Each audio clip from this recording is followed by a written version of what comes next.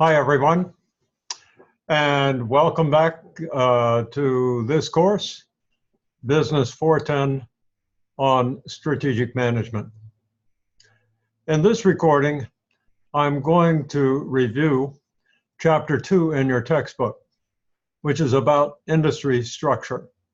You may recall that in the previous recording, I distinguished between the forces that have to be taken into account in order to make good strategic decisions.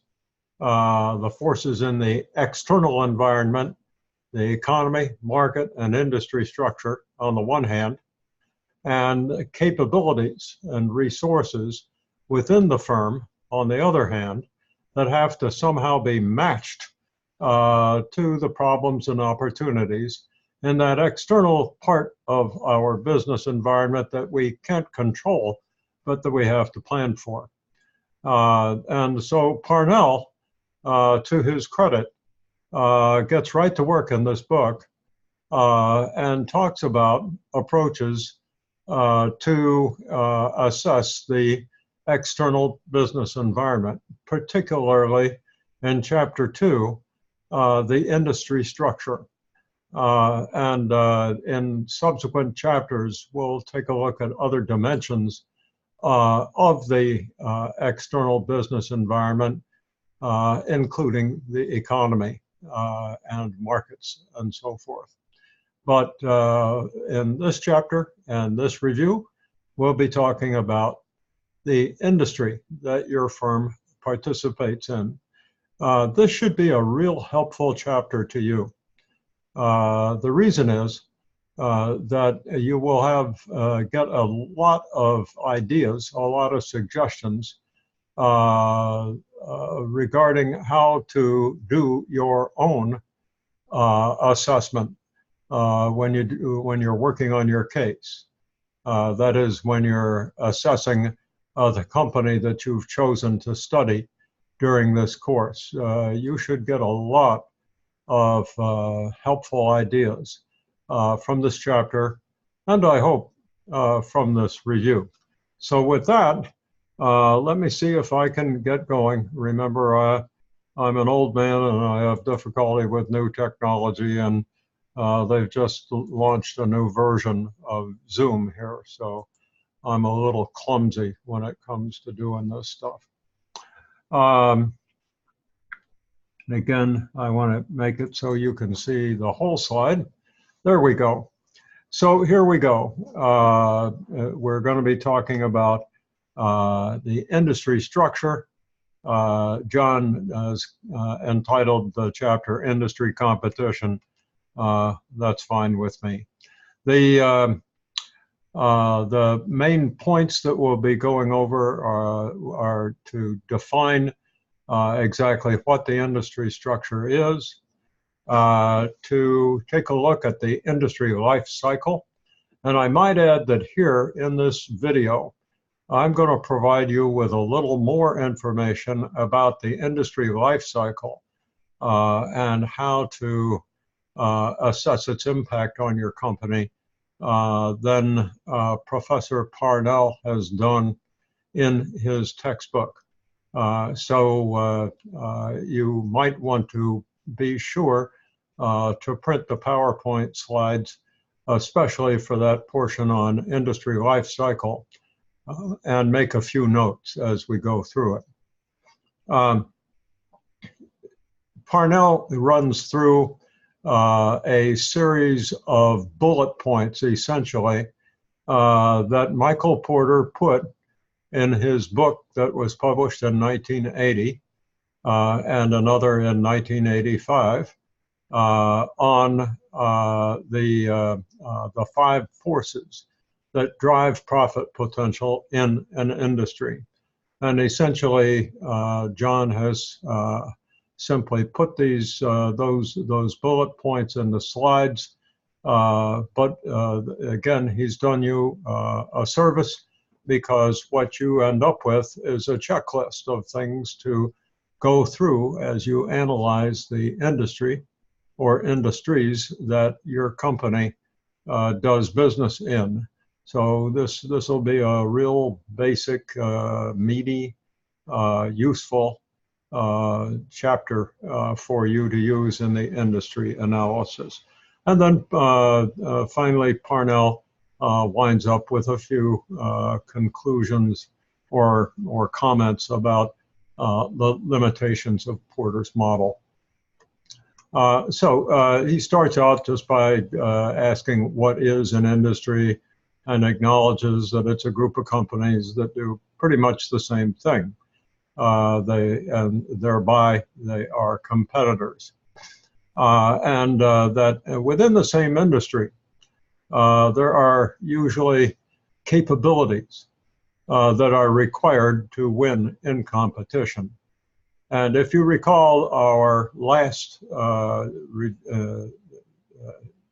video, our last discussion of the nature of competition and strategic management, we got in to the need for resources and the capability to employ resources for a firm to achieve competitive advantage.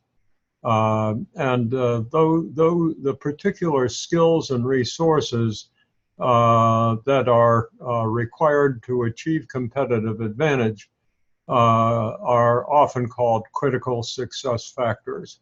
These are the things that you have to have in a firm, and usually in its capabilities, always in its capabilities, in order to win Darwin's little game, survival of the fittest. And so Parnell goes on to discuss the difference between the primary industry that a firm is in and those that are related to it and that can influence the performance potential of firms in it because they complement in one way or another the industries that are the primary portion of the industry, the firms that make up the industry, even though there are these other industries that can influence their potential. The obvious example that you probably think of is the relationship between computer hardware, computer software, and now probably the cloud and the internet. You know, firms may participate in just one of those industries, but those other industries can certainly influence the performance potential of firms in industries that are related. And so we have primary and secondary industries. That'll do for this part of the course anyway. But it's pretty important to recognize that complementary industries very often impose significant limitations as well as potentials or advantages to firms' performance potentials. So although we don't get into this very much, it's pretty important. You might think about that as you're going through your case. So John continues to define some basic terms, including market share. I suspect that since this is a course that you take at the end of your business curriculum, you've had a course in marketing already, and you probably know what market share is. But a particular firm in an industry that serves a particular market, and of course an industry may serve more than one market, but in a particular market, firms and industries have greater or smaller shares of the market, and that there is a two-dimensional effect of that. First, if your firm has the dominant market share, you're in a better position to set the terms for competition, to write the rules, as it were. When your firm, if it's large enough and has a large enough share, may be able to set the pace in pricing, for instance, or even the characteristics of products. A market share leader can have quite an impact on an industry. On the other hand, if the industry is diffuse, if there are lots and lots of competitors, then as we'll see later in this review, nobody has a very large market share, and the competition is a lot more cutthroat, a lot tougher. One thing about large market firms who are leaders with large market shares is that when they emerge, they can sort of force the industry to take a structure, and the industry becomes a lot more orderly. Everybody knows its place. Earlier, when an industry is evolving and firms all have small shares or they're jockeying for position, things aren't nearly as orderly, and they become much more interesting. Parnell points out that sometimes you can't get enough information to calculate firms' market shares. You just don't know what total sales of the whole industry are. But he makes a good point, and I've used this technique myself on several occasions. You may be able to identify the firms that make up the largest portion of the industry's production or sales, or you might be able to identify just those firms in the industry that are your most important competitors for a variety of reasons. And so you may not necessarily have to compute market share that your firm has in the entire industry, but you may be able to do it on a relative basis by comparing your share, or your sales, I should say, to the sales of other firms that are in your same industry group or industry cluster. So Parnell calls that a relative market share, and it's a good idea. Very often it makes it a lot easier to do an industry analysis. Right off the bat, Parnell just stops. He takes a break and says, look, before we go any further, here's another item on your to-do list for analyzing the company that your team has chosen. Use the Standard Industrial Classification Code, the SIC code, which is sort of out of date.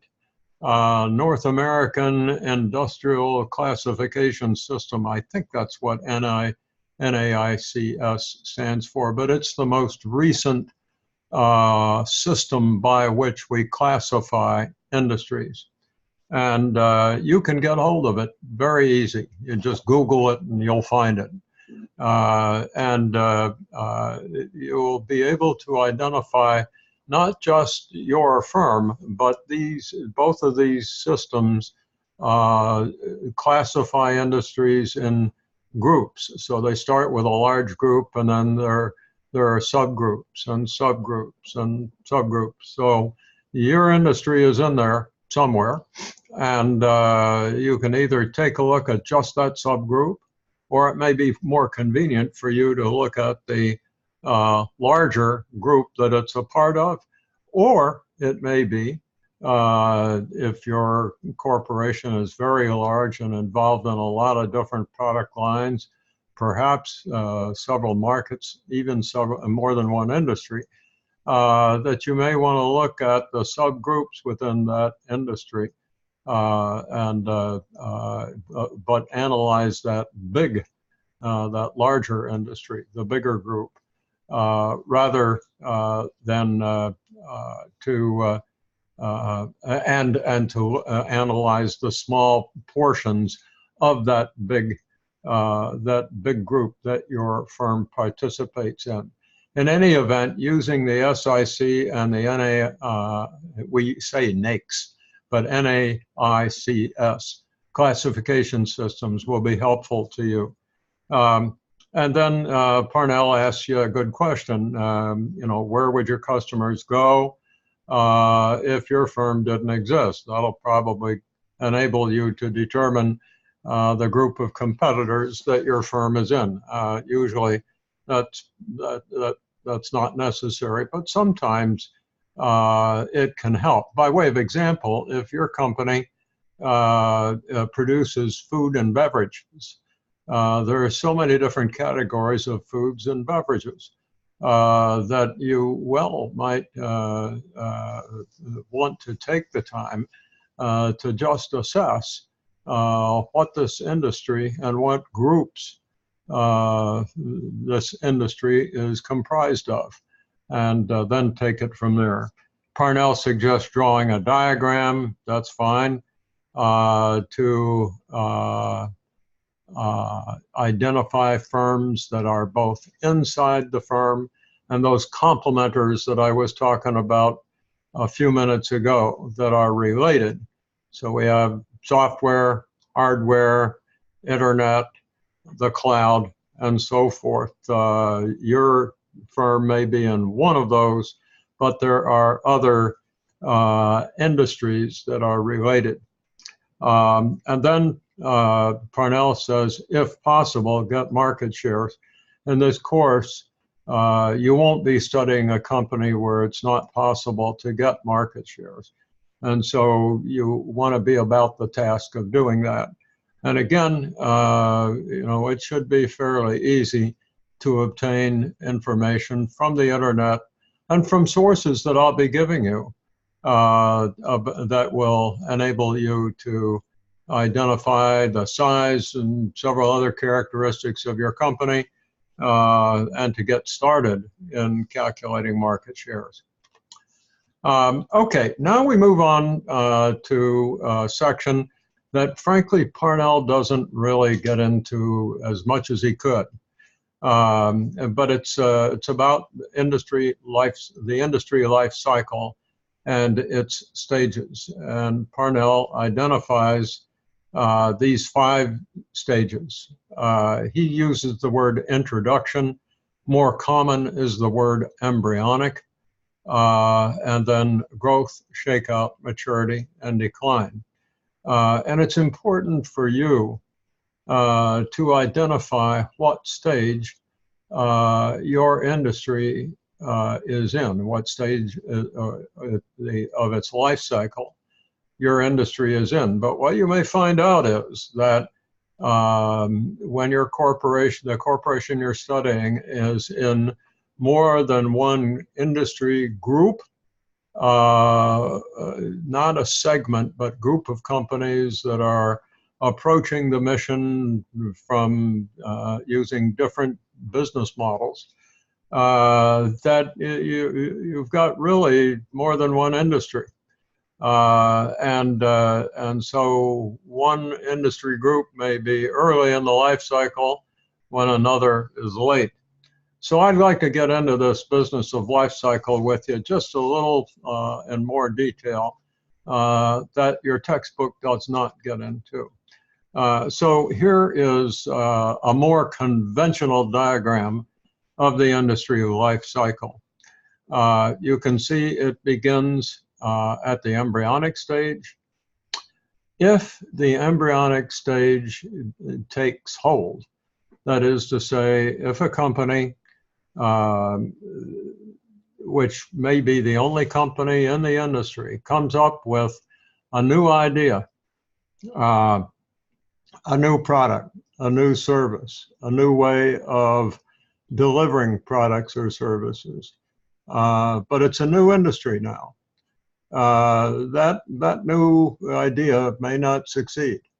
Lots of new industries get started as fledglings and they just don't make it and they fall away.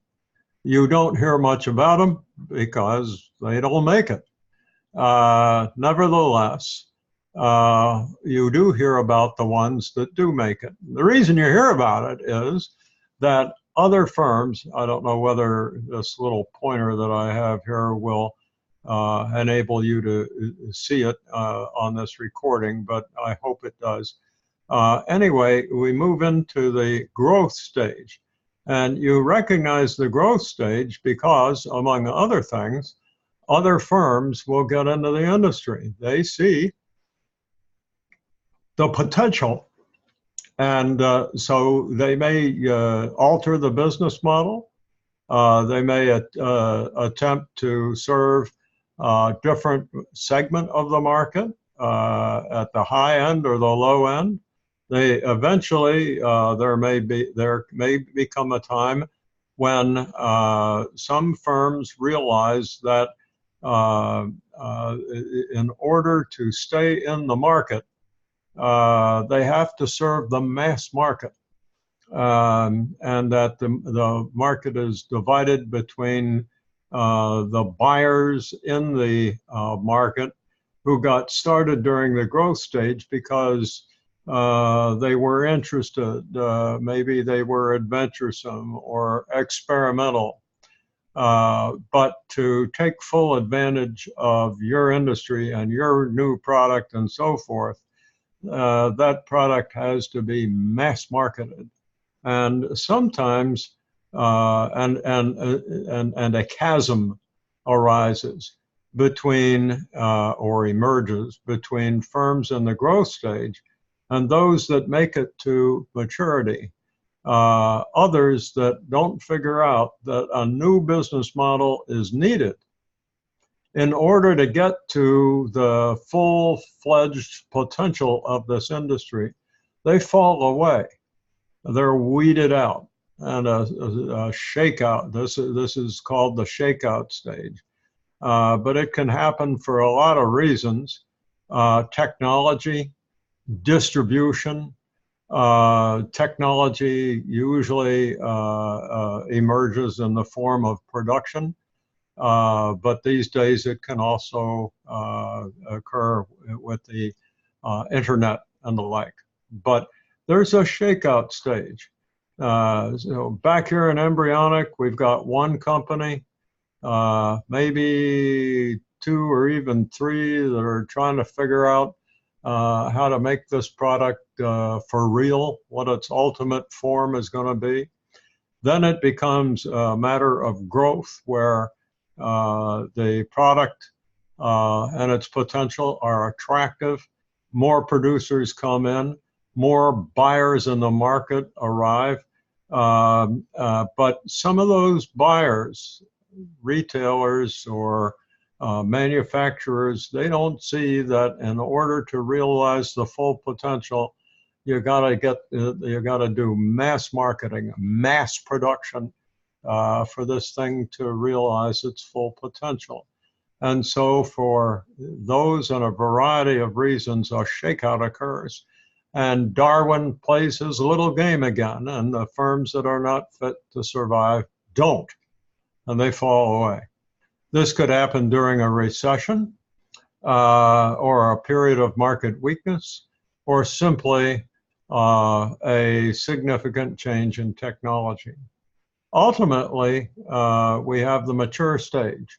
And whereas there were a lot of companies down here in the growth stage, by the time we get to the mature stage, there are no longer as many companies. There's usually a leader.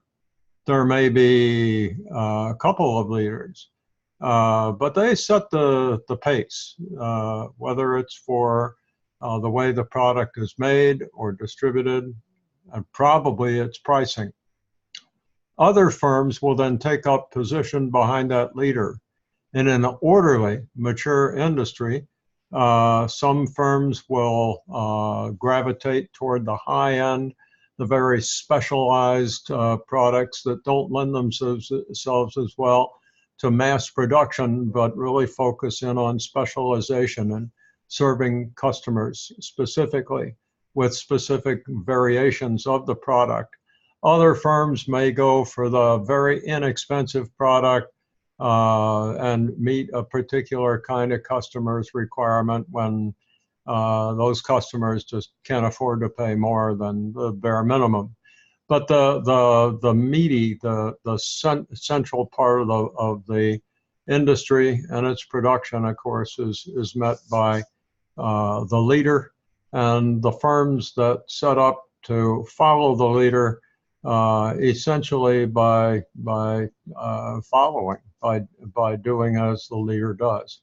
Now, what can happen in maturity is eventually some new product or technology emerges, and the embryonic stage will occur again. And as that happens, the firms that are making the product today using the traditional established method and distribution channels, they'll start to see their sales decline. And they may go out of business. That's not always the case, though. Are you still using soap? Toothpaste?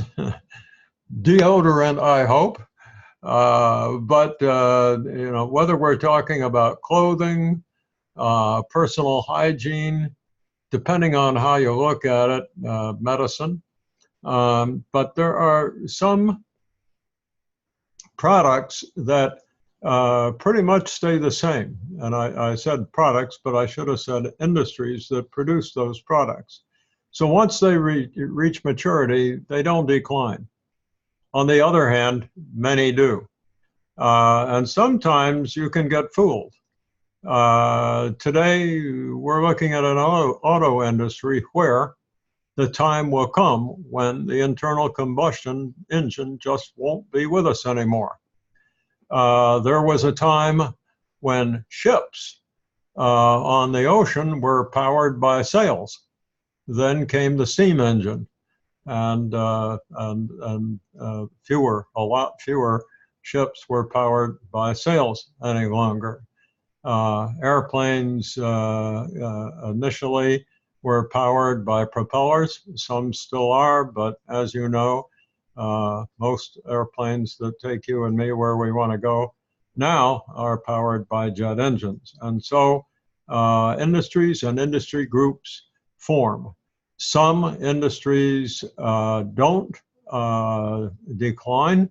Others hang around for a long time, like the car as we know it, and yet eventually decline. And others, such as consumer products and technology products, they drop real quickly. I think last time we met for one of these sessions, I referred to the ladies' fashion industry. You also may recall last time I could not remember the name of a guy named Charles Hoffer. I couldn't remember Charles's first name.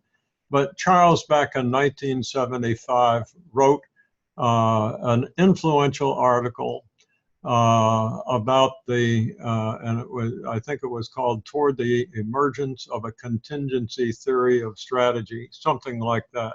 Toward a Contingency Theory of Strategy, that's it. And basically what he pointed out is that at each one of these stages, a firm's basic strategy needs to change. If you keep on with the same strategy as the industry moves into another stage of its life cycle, you'll be left behind. And of course, the most turbulent of all is that shakeout stage, because things are really changing fast. But whereas the industry is very fast and fluid and dynamic and treacherous, and the shakeout stage, it's not like the growth stage, and it's not like the maturity stage. So all five of these stages, it's necessary to alter strategy. So that your question, the question that I will ask you as you make your presentation is, what stage is of its life cycle is your industry in? And are there segments or groups of firms that make up subgroups of your industry that are at different stages? And usually the answer is yes.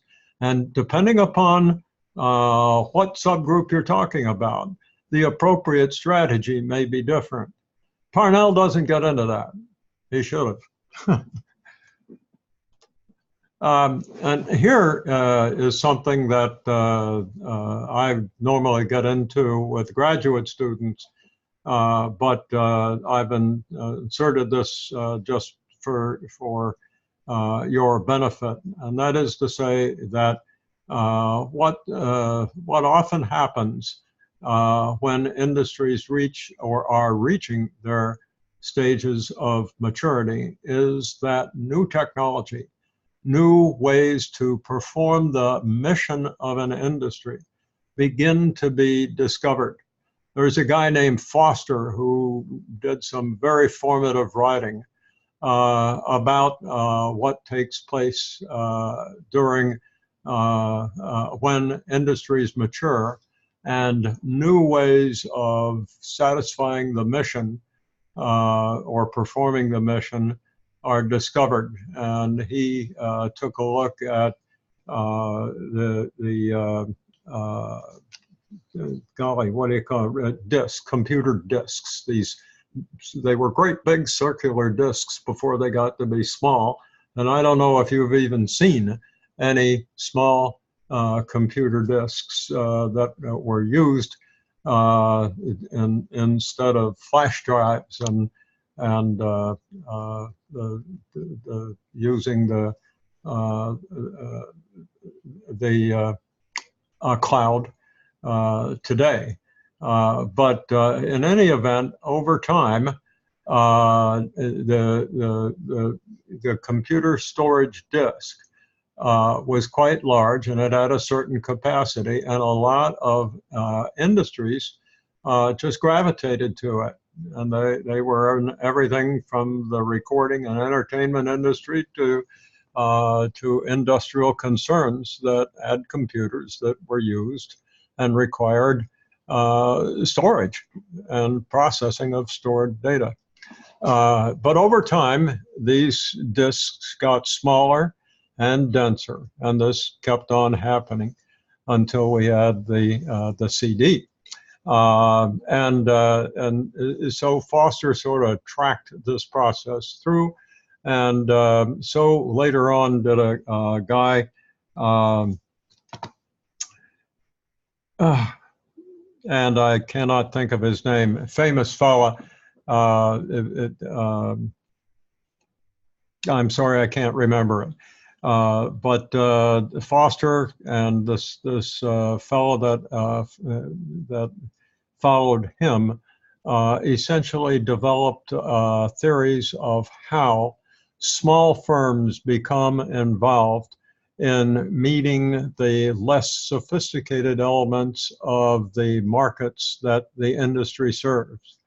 The firms that dominate the industry, the leaders, can't convince their customers to adopt the new technology because those customers have developed large processes and sunk costs to use the old technology.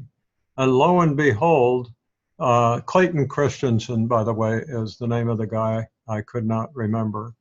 But Christensen spells this process out beautifully in his book. And ultimately what happens is that new leaders emerge, and these are the ones with the new technology. And over time, as they go through this second curve, you know, right here in this period of turbulence, you've got the established industry with the old technology and the newcomers with the new technology. And this is and it may be also that the new technology hasn't even been developed. There are lots of possible new technologies, and there's just this period where the industry is mature and there's a struggle among firms to discover what will be the successor technology. at which time we start a new life cycle. But during this period of time, things can be very frantic, and it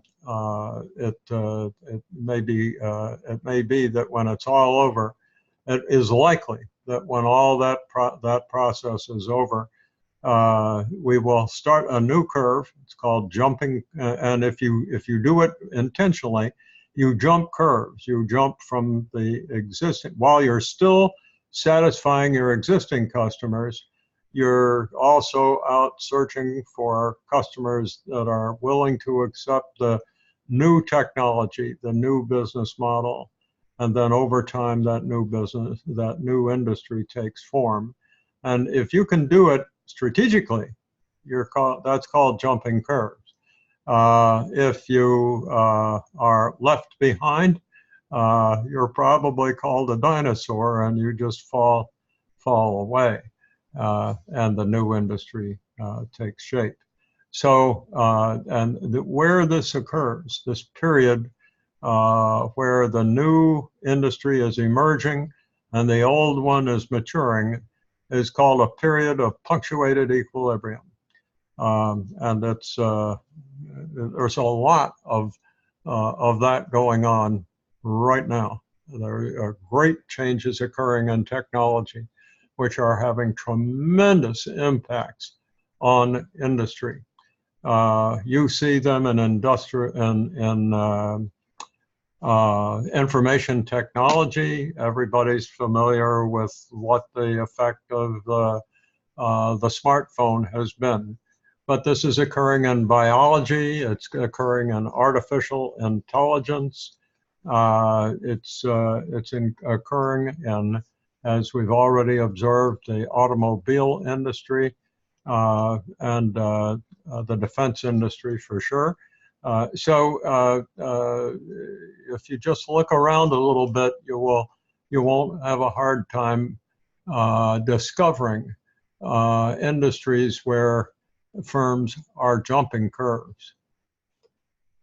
All right, this takes us to the probably the most the largest portion of the chapter, and it's the part that I mentioned earlier that you can use as a checklist to analyze the industry that your firm is in. Very simply, a famous guy named Michael Porter at Harvard wrote a couple books, one in 1980 and one in 85. Yeah, and prior to that, had published this 5 forces idea in a journal of the, let's see, the Academy of Management, I believe. Could have been the Journal of Strategic Management. But in any event, he identified these 5 forces that influence, if not determine, the profit potential of firms in any particular industry. Now, as I mentioned in the lecture on Chapter 1, we've learned a lot more since Professor Porter published his book and made this model so famous. But it is still valid, and its 5 forces do still determine the profit potentials of firms in specific industries, or better to say industry groups. Even Porter eventually realized and stated in his writings that within an industry, groups can arise that are different from other groups. And the reason you can know for sure that you've got different groups is that their loadings on these 5 forces differ. So as you go through your project, see if you can identify the different strategic groups in the industry you're looking at, and then weight them, these 5 forces. A very simple way to do it is rate them from 0 to 5. 0 where the force doesn't exist, and 5 where it's very important. If I work with you and your team individually, we will go through this drill, and I will show you a scoring system and a way to make a scorecard to evaluate each of these 5 forces. Now, you may recall, just before we get into the particulars here, something that I observed in the last lecture on Chapter 1. And that is that the problem with this model is that it assumes that there is an industry structure at any one time. But as we already have observed just a few minutes ago, things are changing rapidly. And the structure of industries, due to technology, due to international politics, and a whole host of other variables, industries change. And as they change, strategy has to change too. So here we are with the contingency theory of strategic management again, okay? A moment ago, we were talking about how the life cycle changed. But here we're saying, as an industry changes and evolves, these 5 forces are going to change. And consequently, the profit potential of the industry is going to change unless you form strategy to counteract each one of these forces that pushes profit down. Each one of these 5 forces pushes profit down, okay? So what happens if an industry enjoys no strength in any one of these 5 forces? That means the profit potential of your industry, for as long as that condition exists, is pretty good. What happens if all 5 of these forces is really strong? That's tough. That's really tough. And one thing you may want to be thinking about doing in that case is get out of the industry. There may, however, that itself may present some difficulties. If you've got a lot of capital sunk in that industry, then you've got some real strategic challenges. So let's look at these 5 forces. Parnell,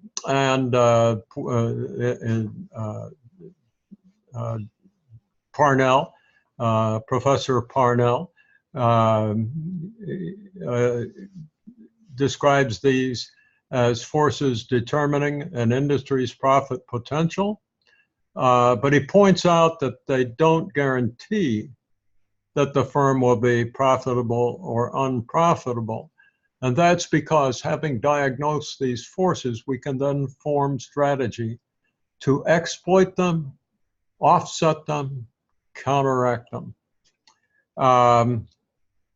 Obviously, what we would like to do if we're growing a corporation and we want to diversify and use corporate capital to buy other companies, Parnell points out it's probably a pretty good idea to invest in an industry where the 5 forces aren't very strong. Problem is, there are fewer and fewer industries where these 5 forces are not very strong. Competition's tougher today than it used to be. Okay, so here's the first of the 5 forces, the intensity of rivalry among firms in the industry. And he says incumbent firms. I don't know whether he chose that term because he was thinking of what I'm thinking, or because he just chose that word. But bear in mind, these might not be all the firms in the industry, right? It might be just the firms in a group of firms within an industry that use a particular business model or a particular approach to manufacturing, or perhaps produce only a particular category of products within that industry, be it food or beverage or drugs or so forth. To the extent that rivalry is intense And we're going to go through a number of factors in a moment, a checklist that you can use to identify or to assess the intensity of rivalry. Then that rivalry is going to push profit down. How will it do that? Just common sense how? Well, if there's lots of competition, chances are some firms are going to try to win customers by having lower prices. And when their prices are lower, if you're not that low cost producer, you're going to have to lower your price even though you wish you didn't have to. On the other hand, others will raise the quality or the features of their products, right? They're going to want to not charge the lowest price, but get the highest price because they offer the best product. A lot of customers will pay the higher price for the better product. Now what happens? Well, first of all, to get that quality, that competitor had to incur some cost to do so. And so although it can charge higher prices, it's got higher cost. Other firms to follow, especially if that one was the leader, are going to have to incur higher costs, even though their prices may not be as high. They may not be able to get as high a price because they can't get as high a quality, or they don't have the distribution and the market share and so forth. So to the extent that rivalry is high, profit potential definitely is impaired. What are these factors? And Parnell simply went to Porter's book and gave us 8 factors from that book that Porter identified as drivers of rivalry, and here they are. First, if you've got just a few competitors in the industry, then that's good. That means that there may not be such intense rivalry. But if there are lots of smaller competitors, and if there's not a lot of distinction between them, maybe the industry's just getting started. We may be in the embryonic or growth stage. In that case, the competition's going to get pretty high, and that can push profitability down. This is more likely to occur later in the growth stage. In the early stages of an industry, as if the product takes off, the demand rises, and a rising tide lifts all boats for a while. But when you get closer to maturity, this can certainly be the case. If you're in a large asset-intensive industry, which is where I've spent a lot of my time, then the capital requirements are high. And the cost to operate all the machinery and the factories of these plants are pretty high. What happens if there's a recession or just a little slowdown in the demand for your product in the market? Oh boy, that's a problem, isn't it?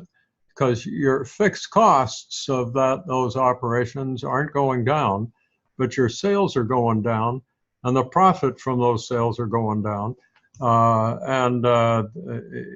It may be that you can't cover those fixed costs, and firms will often be tempted to lower prices in order to keep their customers or get new ones, in order to cover their fixed costs. Either way, whether sales just go down and the fixed costs don't go down, or you have to drop your prices, and that makes your profit margins narrower, that's going to have an adverse impact on the profit potential of you and your competitors. And so intensity of rivalry is a major driver.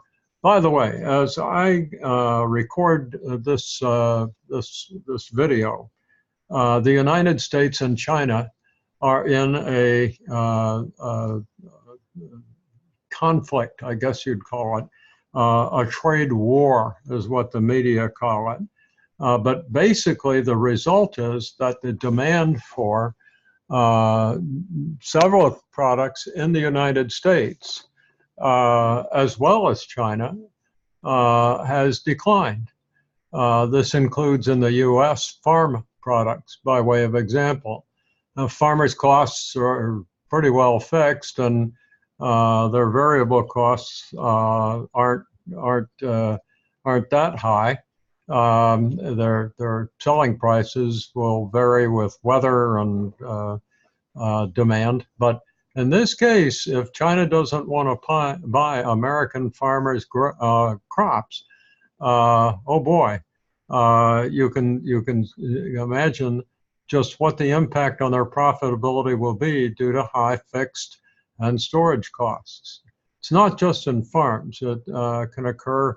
This occurs in all asset-intensive industries, such as chemicals, autos, automobile industry, lots of others. You can see that you have a picture of a firm that is apparently producing steel coils. I've worked extensively in the steel industry, and I can tell you that it is a very cyclical industry. When demand is high, it's wonderful. When demand is low, it's painful. If the industry grows slow, that's a little problem, because fixed costs and other very often variable costs will continue to rise. But if your sales aren't rising, it becomes a lot harder to cover those fixed costs.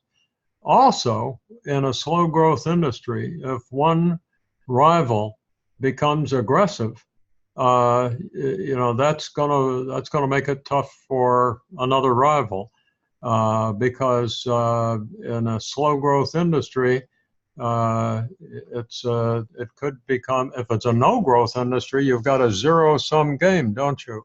The increase of one competitor's market share means there will be a decrease in the other's market share.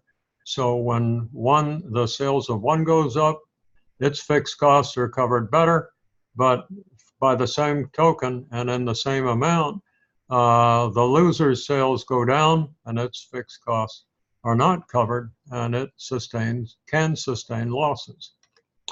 Number 4, lack of differentiation. Many products are hard to differentiate. Back to the farm again. Farmers certainly do want you to think that their corn, especially if you go to the farmer's market, their ears of corn are better than others. I think some are. But if you're talking about grain in great quantities, wheat, oats, soybeans, and so forth, it's really hard to say that mine's prettier than theirs.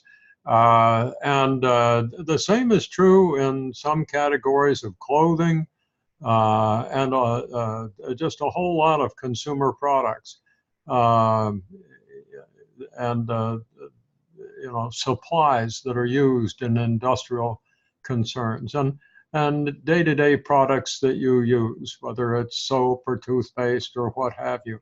To the extent that a product isn't differentiated in some way, and there are a lot of ways to differentiate through marketing, advertising to make the product seem to be different, or true quality, true engineering, adding technology. If the product can be differentiated, you can usually get price higher. If the product can't, then be differentiated, then the competition is likely to be based on price. And of course, there's only one least cost producer in any industry, right? There can only be one.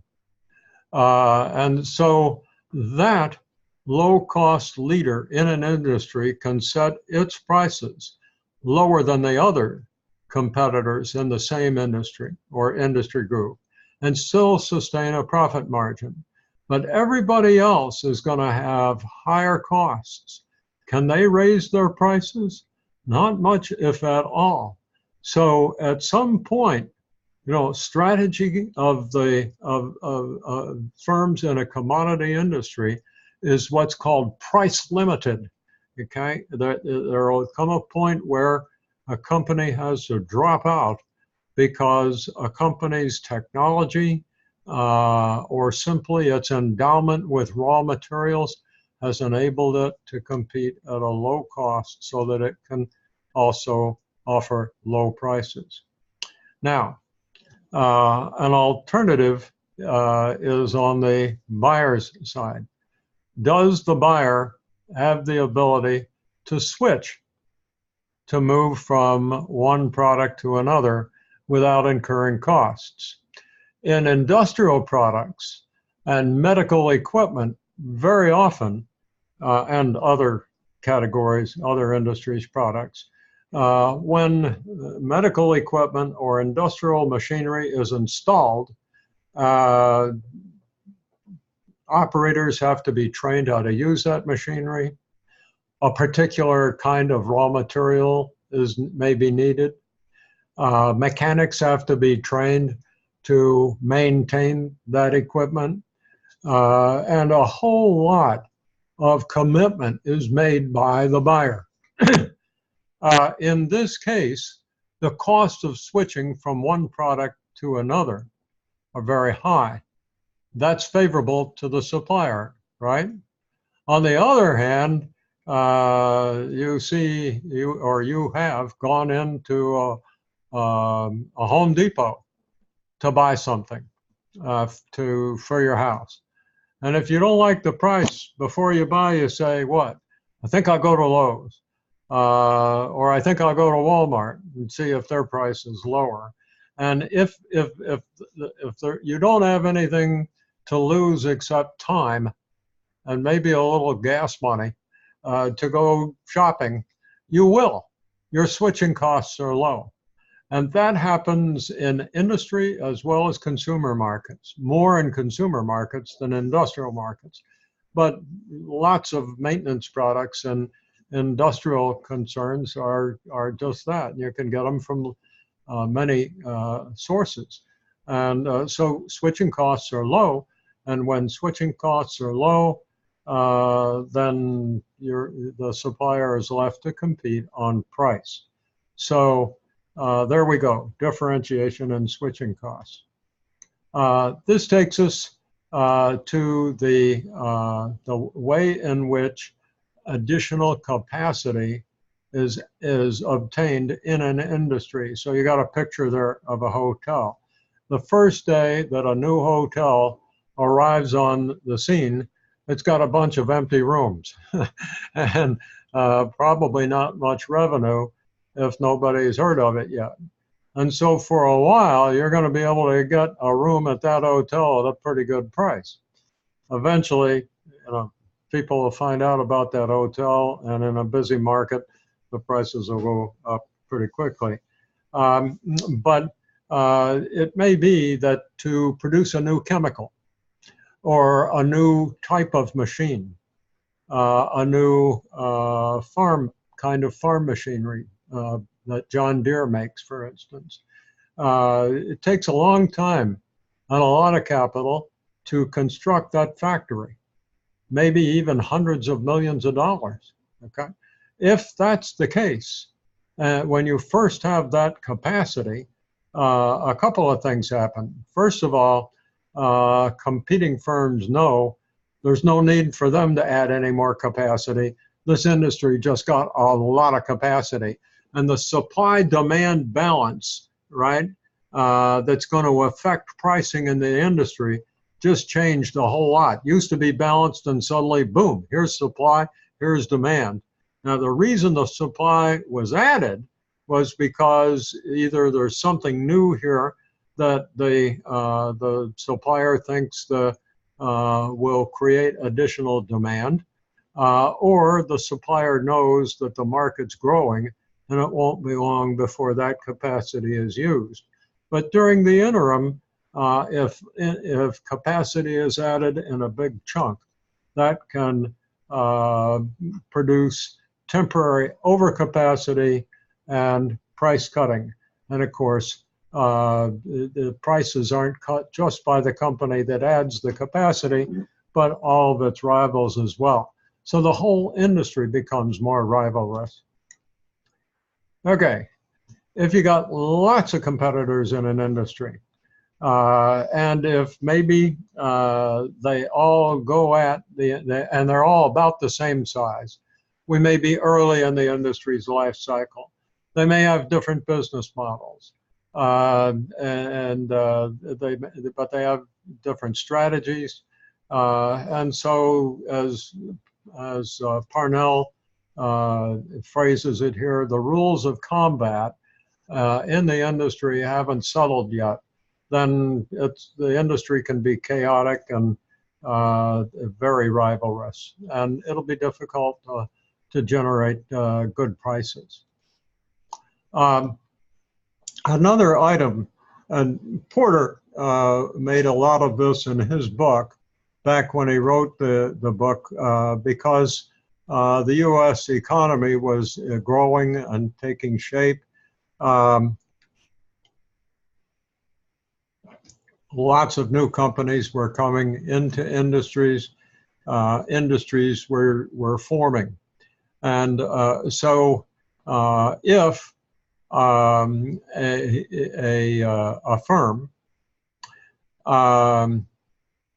needs to get into an industry to remain relevant, or perhaps get into a market would be a better way to say it.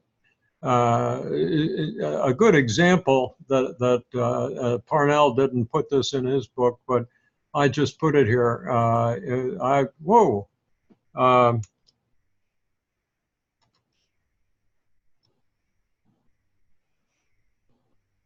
Let me see if I can get this back.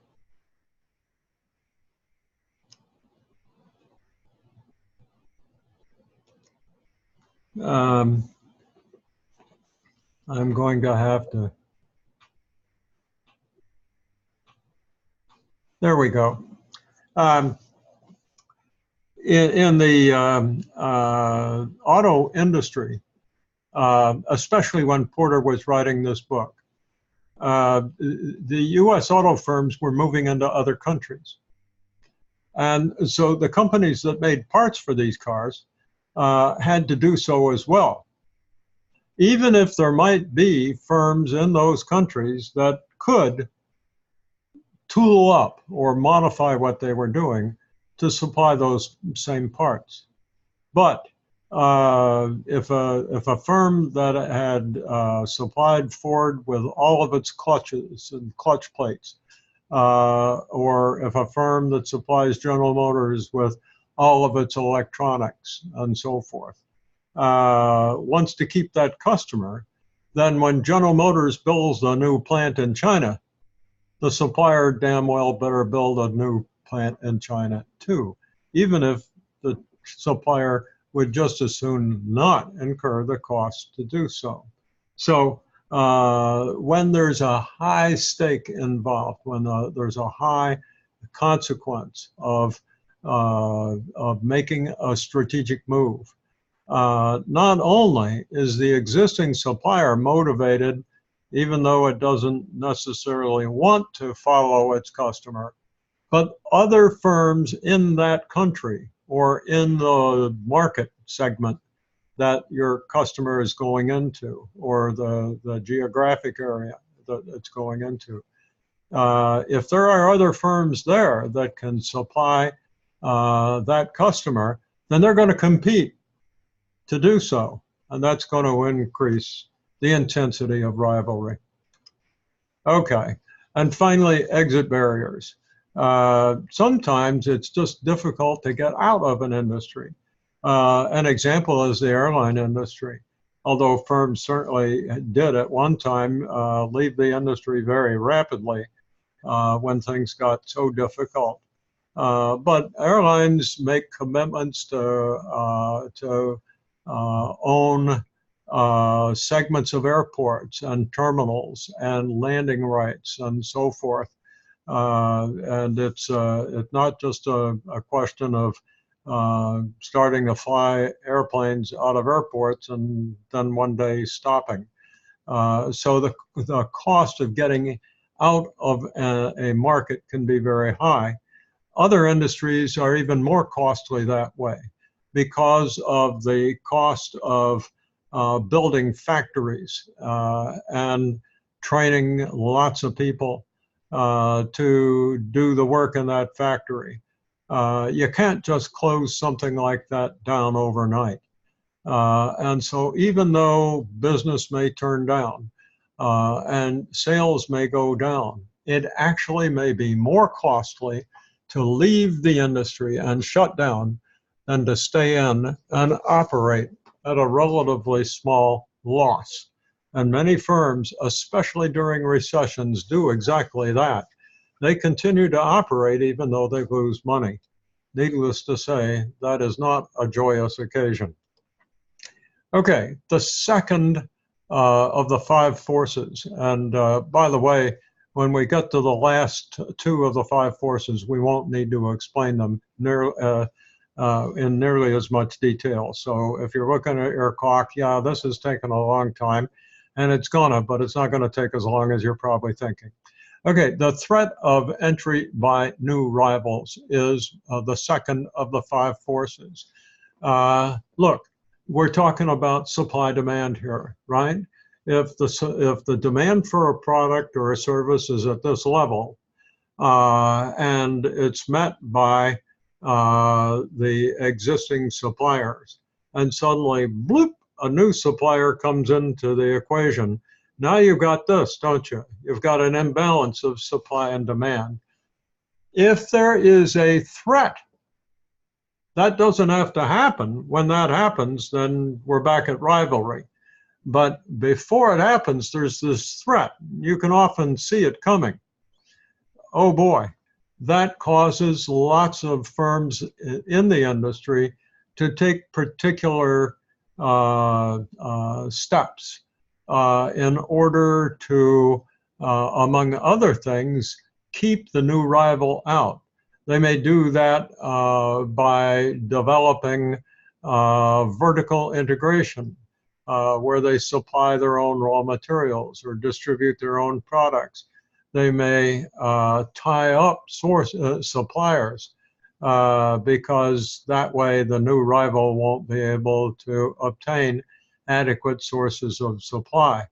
And by the same token, the existing rivals may not want to necessarily move right into an expansion mode, although that's one option.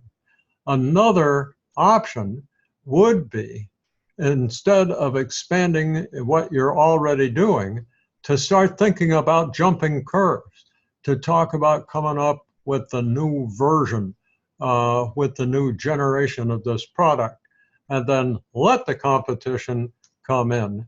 Then as soon as they've launched their version of the existing product, then the smart strategist in that industry obsoletes that company as well as the other rivals by launching something entirely new and different that creates a demand for that product rather than the prior version.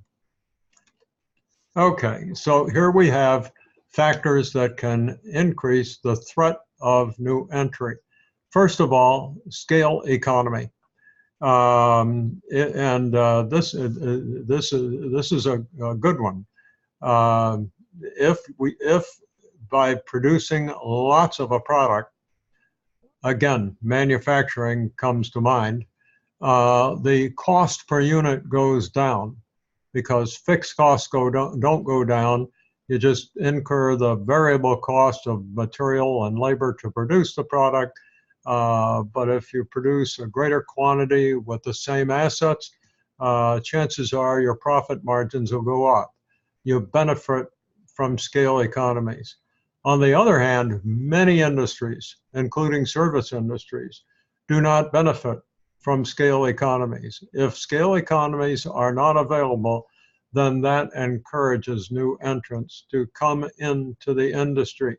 Food service, restaurants, the typical neighborhood restaurant is one of those. And of course, what happens is that the big chain restaurants try to overcome that problem by developing scale economies with their systems and mass purchasing, mass advertising, mass marketing, franchising systems, and so forth. Brand identity and product differentiation. If your product, as we mentioned earlier, is recognized because it's really good, and if other firms are able, who are already in the industry, to differentiate their product and create brand loyalty, that makes it extremely difficult for new firms to enter the industry. On the other hand, if your firm and its rivals produce commodities, and there's not a lot of difference between them physically, then it becomes very difficult to keep a new competitor out of the industry, especially one with more modern machinery and therefore potentially lower costs and lower prices. Capital requirements are certainly a barrier to entry. Once you're in the industry, if you've incurred the capital costs to be in the industry, and your competitors have too, it's going to be very difficult for potential new rivals to enter the industry simply because the capital requirements are so great. And as we know, the cost of modern high-tech machinery has tended to go up in recent years. That's not because the cost for each one of the little components has gone up. Frankly, that cost has gone down. But the sophistication and elegance of the machinery justifies higher prices. Big problem. Companies that have been in the industry for a long time usually have machinery and equipment that has been in existence for a long time. So a new entrant into the industry with the most modern, elegant machinery can probably produce better products at lower costs. The threat of that can really push down the profit potential of an industry. Existing competitors in the industry have two options. They can incur the cost of modernization and state-of-the-art so that new rivals can't come in, or they can acquire companies that have obtained that machinery. Another option, of course, is they can see the writing on the wall and get out. The best option, of course, is to keep up with the state-of-the-art. Switching costs, we've already talked about. If it's easy for your customers to try a competitor's product, then it's going to be easy for a new entrant in the industry to offer your customers that same option. On the other hand, when the costs are high,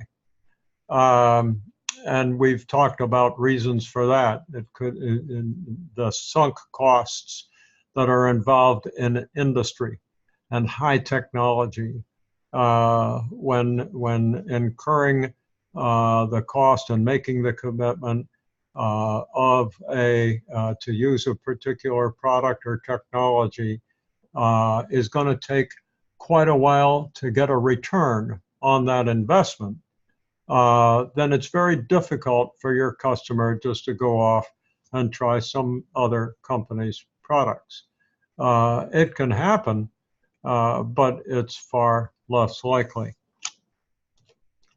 And finally, access to distribution channels. And here is another of those items where Michael Porter, back in the day, was so elegant because distribution channels were just taking shape in modern industrial America. And so Porter had the insight, he said, to his readers and his clients, the best idea for you to do is tie up sources of supply and tie up distribution channels. So if your product is being sold through dealers and distributors, this happens in the construction industry where companies that make products that go into large buildings, whether they're apartment buildings or office buildings or industrial buildings, they could be great big HVAC systems, electrical systems, and so forth. But the manufacturer, the general contractor who's going to build that building obtains, well, first of all, will do business with companies in each geographic area that supplies electrical equipment or HVAC equipment and so forth. And in fact, there may be chains of these companies that develop, but they make contracts. They have relationships with manufacturers of HVAC equipment or electrical equipment and so forth. So the smart manufacturer of all that ductwork and fans and machines that regulate the flow of air through your office building or through your industrial plant or your condominium or your apartment building. The smart move for a manufacturer of that stuff is to build very firm relationships with those companies that install it, because they also sell it to the general contractor. And so if you've got a good, tight relationship with the installing contractor, which is probably a small engineering firm itself, if your distributor of your product has the largest share of its geographic market to supply HVAC equipment for office buildings and condominiums and industrial plants, then it's going to be very difficult for another manufacturer of that same equipment to succeed, because the best distributors are already committed. And in a particular geographic market, a city, for instance, like Chicago, has 2 or 3, which is probably about the number of significant distributors of industrial and commercial HVAC equipment. Once those 3 distributors are committed to manufacturers, it's going to be very difficult for other manufacturers to get into the Chicago market. So tying up distribution channels can be extremely important strategically. Okay. It may be that some firms simply enjoy cost advantages or disadvantages. It may be due to patents. It may be to specialized technology. It could be to where in the world the factory that produces products are located, because they have favorable sources of supply or low-cost labor. But to the extent that a firm has cost advantage, that's favorable. On the other hand, if a firm has disadvantage, then other firms are going to be able to muscle in on their market and their market segment, and that's going to make it difficult. So if a firm has favorable cost structure, and especially if the 2 or 3 leading firms in a large industry have favorable cost structures, then it's going to be really tough for new entrants to break in. Okay, and finally, government policies. Quite simply, in many countries, governments restrict the participation of non-national companies from participating. On the other hand, they may encourage participation.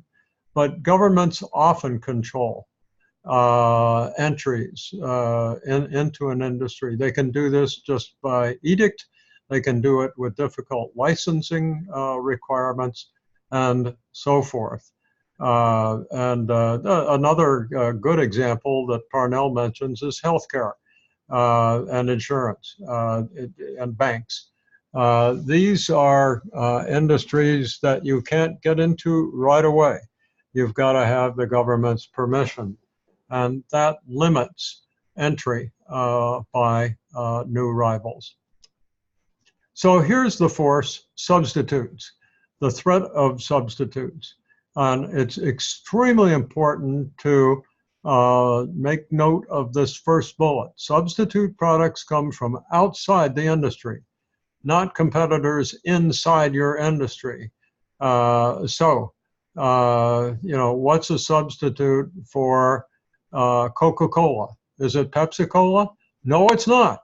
Those are both soft drinks. Now, is fruit juice a substitute for Coca-Cola or Pepsi-Cola? Yes, it is. How about beer? You better believe it. How about wine? And so forth. Those are beverages produced in other industries, and they are substitutes. Very often, we find industries can be threatened by substitutes.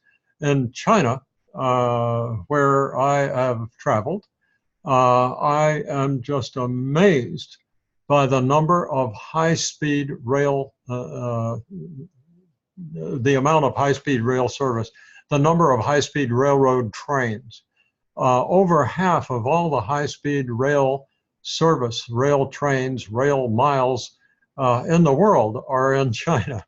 I didn't say that very well. But you can, these trains can go upwards of 400 kilometers per hour and more. And so instead of traveling to the airport, you can go straight from the city center to the center of another city, and you can go very fast. That's a substitute for air travel, isn't it?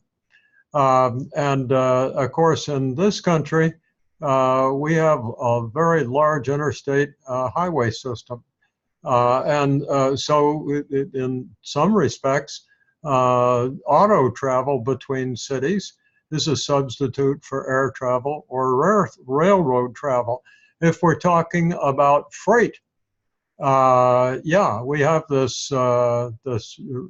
highway system, but we also have air freight, and most cost-effective or least costly of all is rail freight, but it takes a longer time, doesn't it?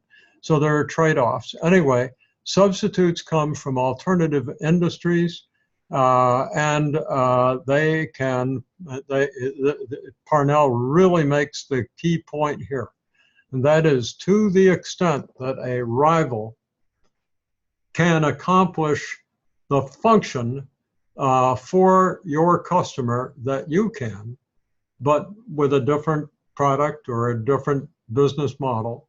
If they can do it at a lower price, you're not going to exist unless you can offer that service, that function, at the same low price or lower, because maybe that alternative, that substitute, offers benefits other than just a lower cost. So a substitute has the effect of putting a price ceiling on the products that are offered in your industry. Okay, now we have the last two forces, buyer power and supplier power. Buyers, your customers, have bargaining power when there aren't many of them, and each one of them buys a large portion of what your industry supplies. Then the risks, I can't think of the word, but the impact of winning a sale or losing a sale to one of these big buyers, the stakes, that's what I was looking for. The stakes are pretty high in this case. And therefore, for you to have enough business, you're going to either have to offer a lot of service to your customer. That's going to be costly. It's going to influence your profit potential. It's going to influence your profit, period. Or you're going to have to offer a more competitive price. There goes your profit again. So if there aren't many buyers and they're concentrated, then that makes it more difficult for you and your rivals in your industry to make a profit. This is something that Porter pointed out that I think only Michael Porter would have come up with. And that is that if the product or service that you offer is a big part of your customer's budget, that is, it's a significant part of your customer's cost structure. What do you think your customer is going to do when you say, hey, I'm going to raise the price this month? They're just going to lay down and take it, right? Probably not. Probably they're going to fight like hell. And you're going to have to negotiate, and it's going to be tough.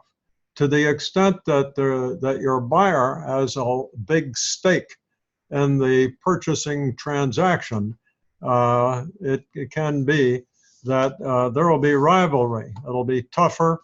The profit potential in your industry will be lower, and it wouldn't be at all surprising to see one of your rivals try to sneak in there and steal that customer because it's got the same problem that you do. It doesn't.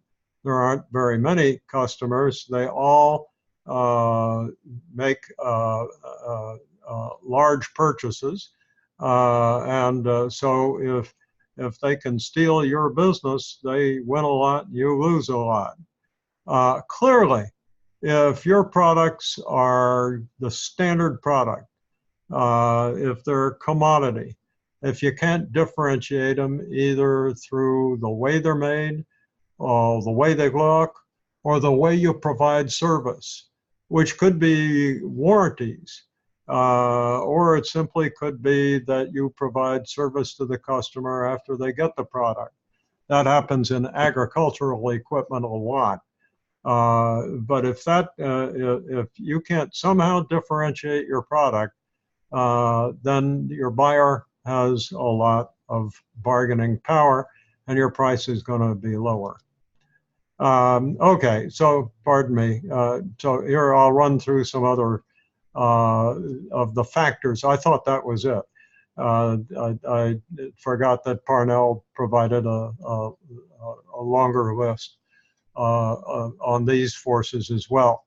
So your buyers have power over you in negotiating for price when they let me see, the buyers have power when they face few switching costs. Yeah. So if their switching costs aren't high, then it's easy to go shopping. If buyers aren't very profitable, then they've got a big incentive to get the best possible price. If they can be their own supplier or their own distributor, but in this case, their own supplier, and produce and vertically integrate and produce the products that you've been selling for them, that gives them an incentive to make you supply the product at a low enough price so they no longer have that incentive.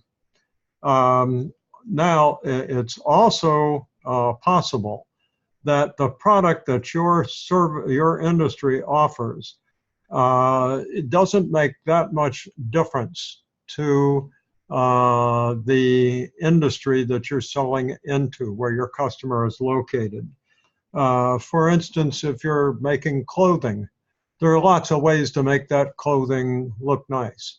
Different colors of thread and the like. It may be that the way you paint a product or the decals you put on it or something just aren't that important. If your product isn't that important to the buyer and your price isn't acceptable, they may just do without it or find a substitute. And of course, to the extent that buyers have full information about, among other things, your costs and their alternatives, then chances are they're going to get the upper hand when it comes to negotiating.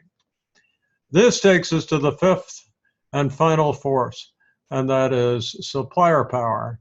And it's almost the reverse of buying power. They have the buying power when the industry, the supply industry, has very few members. So if there aren't too many suppliers and there are fewer suppliers than buyers, then you're essentially competing with the other companies in your industry to get an adequate supply. That gives the supplier an advantage. They also have the advantage if there aren't any substitutes, because now you can't go off and obtain something that'll do just as well. You're going to have to knuckle down and negotiate with those suppliers that exist. If the buying industry is not a major customer, then the supply, and that would be in this case your industry. So if your industry isn't a major customer, maybe the supplier just doesn't need you if they're supplying other industries. So if you don't meet their price, they say the hell with you and they just move on. Now you've got to go somewhere else or find a substitute. If the supplier can be their own customer, that is, if they can distribute their own product. At one time, I was president of a company that made equipment for concrete construction. This machinery was used to produce concrete, to finish concrete, to do work on concrete, and so forth. We had difficulty establishing a new, one of our competitors grabbed our distributor in a really good market. I was just fit to be tied. I didn't know what to do. And so what I did was went right into the middle of the fastest growing part of town, found a warehouse that was for sale, bought the warehouse and turned it in to a distribution center, hired some salespeople, and we created our own distributor. That worked. It was very costly, and I didn't really enjoy it. So that when another distribution company came to me and offered to buy that distribution firm or distribution operation from us, I gladly sold it to them and got the hell out of the distribution business. But in the meantime, I had vertically integrated so I can continue to supply my customers. Finally, suppliers have bargaining power if they are very differentiated or if if the customer's switching costs are high, and it just becomes very difficult for a customer to shop competitively because what the supplier offers is superior or preferable. Of course, that's what we all want to do. Okay, we're nearing the end of the chapter. Parnell concludes the chapter by pointing out that there are limitations of Porter's model. These are all valid objections. For instance, there must be a clear, recognizable industry that doesn't consider, and that you don't have to consider those other industries that may complement your industry or your customer's industry for that matter. And as I pointed out at the beginning of this video, industry structures are changing all the time. So one of the things that you've got to assume when you're using the 5 forces is that you can analyze the industry, your industry as it exists today, and then be able to stay abreast of what's changing in that industry over time, because over time, the industry structure, in fact, will change. Second, and I'm not so sure that this is as relevant today, but you have to assume that a great big company in your industry can't just change the industry right away. In fact, that's happening, but it's happening a lot. So firms are changing business models. They're becoming lower cost, more differentiated. They're changing their technology. And today, unlike when Porter wrote this book, this is the norm. This is part of the capabilities of most viable competitors. Back then, that wasn't so much the case. But if one firm can change the industry structure and you or other rivals cannot change it, then you've got to be a follower. And if you don't, you're out, you can be dealt out of the industry. And that does happen. Porter's model assumes that it's these industry factors that drive profit potential, not the firm's resources. Michael Porter, after he wrote the book, wrote articles that corrected this assumption.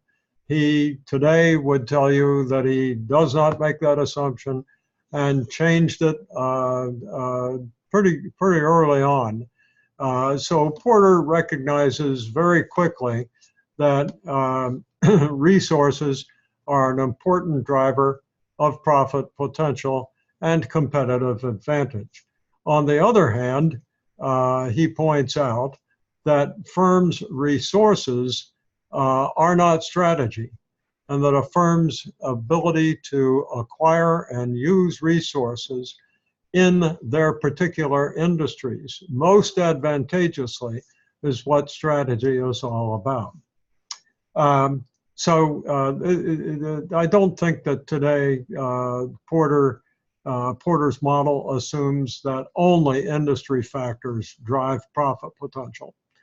Then Parnell suggests that when firms are in multiple countries, the 5 forces may differ substantially. And of course, that is very true today. The 5 forces act differently in China than they do in the United States. They act differently in different parts of Europe, Northern Europe, Southern Europe, Eastern Europe, Central Europe, and so forth.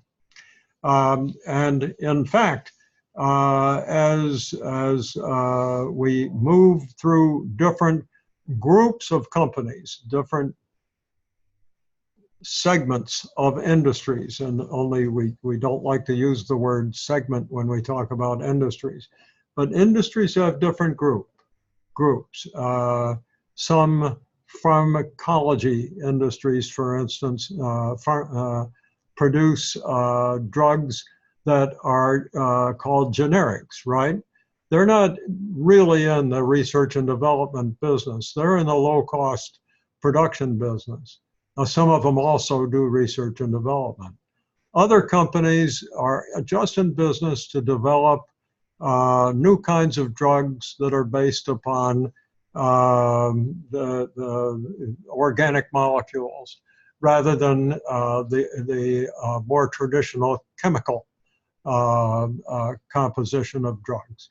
So pharmaceutical companies have formed groups, and big corporations may be in more than one of those groups.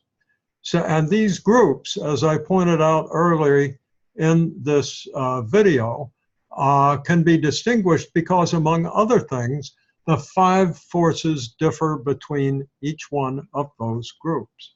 So, but Parnell points out that when you're talking about different countries, and for sure, different groups, different strategic groups, the 5 forces, loadings,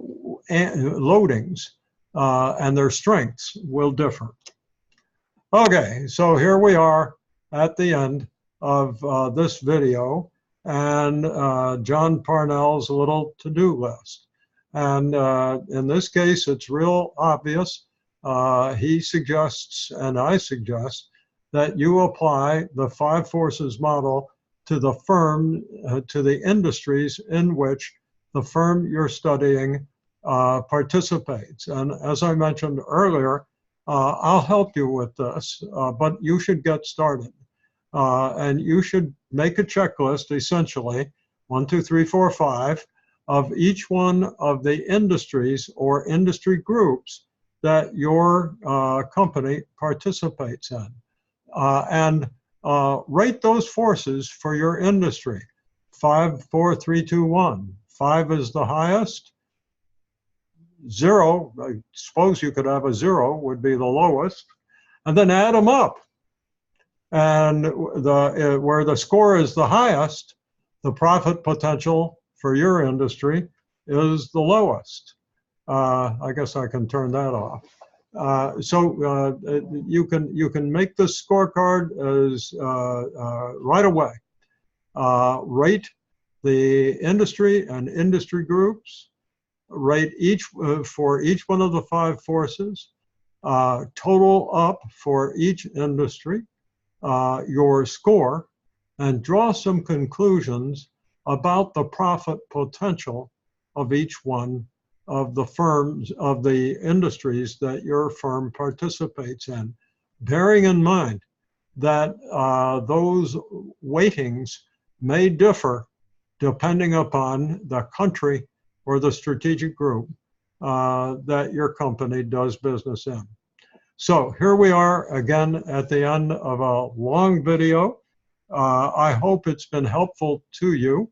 And don't forget that the smart move is to make a copy of the PowerPoint slides that I hope you made before viewing this video. Take some notes on them, review them before you take the quiz on this chapter, because you'll do a lot better if you do. Not only that, but then after you've reviewed the questions you miss on the quiz and your notes from these videos, you ought to do real well on the test where the big points are located. So with that, I'm going to try to see if I can turn off this recording, and wish you good luck on your quiz until I see you next time. Goodbye.